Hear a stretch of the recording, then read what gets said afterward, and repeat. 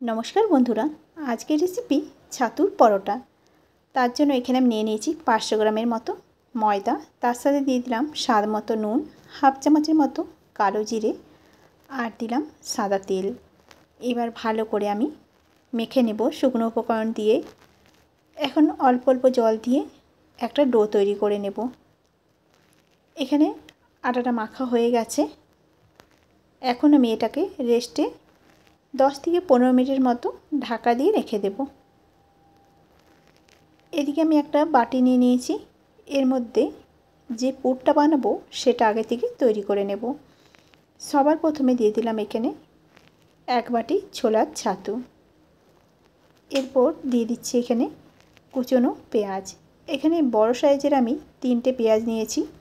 पेঁয়াজের भागटा एकटू बेशी दिले परोटाटा खेते बेश भालो लागे। एरपर दिए देब एखाने काँचा लंका कुचि। झालटा जे जेरकम खाय सेई हिसाबे दिते पारो, तबे एकटू झाल झाल खेते बेश भालो लागे।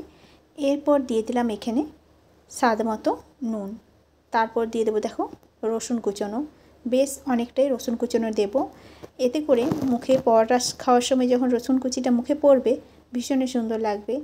तारपर सবার শেষে एखाने दिए देब आचारेर तेल। तार साथे देखो नियेछि आचारेर मशला। एखाने घरे बानानो आचारेर मशलाई आमि नियेछि। तोमरा चाइले बाजार थेके किना आचारेर मशलाओ दिते पारो। एखन भालो करे समस्त उपकरण मिशिए नेब। এই যে আচারের তেলটা দিলাম এতেই কিন্তু বেশ সুন্দর একটা গন্ধ বেরোয়, ছাতুর পরোটার টেস্টটা বাড়িয়ে দেয়। এবার জল দেব প্রায় 1 চামচের মতো, দিয়ে ভালো করে আবারও এরকম করে মেখে নেব। মাখাটা একটু দেখো ঝুরঝুরে হয়েছে, ঠিক এরকমই মাখা দরকার। খুব বেশি জল দিয়ে মাখলে চলবে না। এখন পুরটা তৈরি হয়ে গেছে। এবার আগে থেকে যে আমি ময়দাটা মেখে রেখেছিলাম এর থেকে এবার ছোট ছোট করে একটু লেচি কেটে নেব। যেরকমভাবে আমরা রুটি করি ঠিক সেরকমভাবেই আমি লেচিগুলো কেটে নিচ্ছি। পুর ভরার পর এটা আরও ডাবল হয়ে যাবে, তাই ঠিক এরকম সাইজটাই রাখলাম। ভালো করে মেখে এবার হাতে করে আমি এভাবে গোল করে একটা বাটির শেপ তৈরি করে নেব। চারদিকটা যেন সমানভাবে হয়। এবার এই মধ্যখানটাতে আগে থেকে যে ছাতুর পুরটা বানিয়ে রেখেছিলাম এটাকে দিয়ে দেব। ব্রেকফাস্ট হিসাবে তোমরা খেতে পারো কিংবা বাচ্চাদের টিফিন হিসাবেও দেওয়া যেতে পারে। ভীষণই একটা হেলদি রেসিপি। যেহেতু ছাতুটা খাওয়া ভালো, তার সাথে ভিতরে পুরটা থাকবে, তাহলে পরোটাটা খেলে অনেকক্ষণ পেটটাও ভর্তি থাকবে। এবার মুখটাকে ঠিক এভাবে মুড়ে দেব, আর উপরে যে এক্সট্রা আটাটা আছে সেটাকে আমি রেখে দেব। এখন দেখো বেলে নেব। খুব বেশি পাতলা কিংবা খুব বেশি মোটা বেলার দরকার নেই, ঠিক মাঝারি একটা রুটির শেপ দিয়ে নেব। হাতে করে আমি ভালো করে সমান করে দিলাম। এখন আস্তে আস্তে করে বেলে নেব। দেখতে হবে পুর যাতে সাইড দিয়ে না বেরিয়ে আসে, সেরকমভাবে আস্তে আস্তে দেখো ঘুরিয়ে আমি বেলে নিচ্ছি।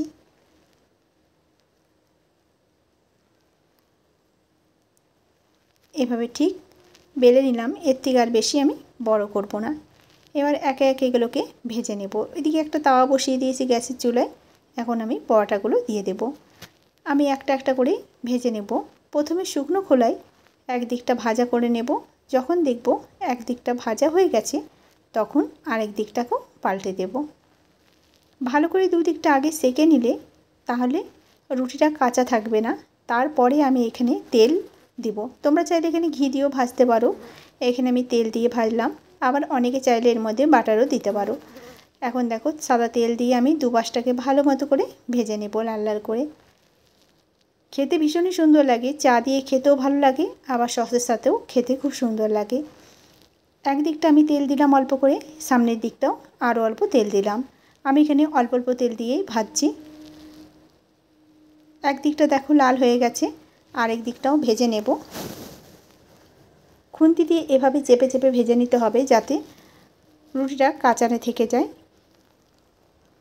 ভাজা আমার হয়ে গেছে, এখন এবার নামিয়ে নেব।